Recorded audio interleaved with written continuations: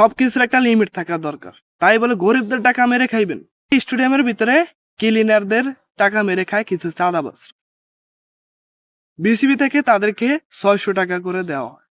সেখান থেকে এই চাঁদাবাজরা 300 টাকা মেরে দেয় এবং 300 টাকা এই যারা পরিষ্কার করে পরিচ্ছন্নতা করে তাদেরকে 300 টাকা করে দেয়, আর 300 টাকা মেরে খায় চাঁদাবাজ।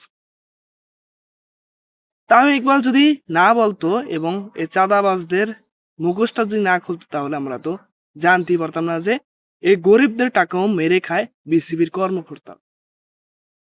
আগে যত বোর্ড ছিল তারা কোনো এই উদ্যোগ নেয় না চাঁদাবাজদের বিরুদ্ধে যে কেন তোমরা গরিবদের টাকা মেরে খাও। তামিম ইকবাল আস্তে না আস্তে স্টেডিয়ামের পরিবর্তন হচ্ছে, প্লেয়ারদের পরিবর্তন হচ্ছে এবং যারা কর্মচারী তাদেরও পরিবর্তন হচ্ছে এবং সবার মুখোশ খুলে দিতে আছে এই তামিম ইকবালকে ধন্যবাদ জানাই, তিনি ভালো কাজ করতেছেন।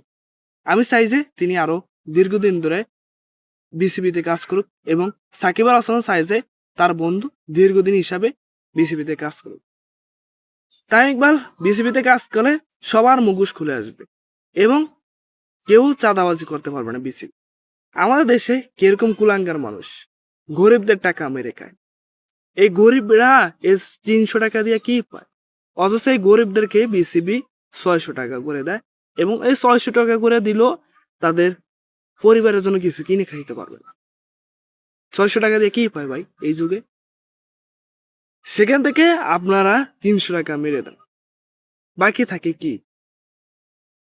তাদের কষ্ট কি পরিশ্রম করে স্টেডিয়ামের ভিতরে এবং টয়লেট পরিষ্কার করে রোদের ভিতরে কাজ করে, তাদের টাকা আপনারা মেরে খান। আপনাদের লজ্জা করা উচিত। তামিম ইকবাল না বলে আমরা জানতে পারবো না। তামিম ইকবালকে সেলুট জানাই এই চাঁদাবাজদের মুখোশ করে দেওয়ার জন্য।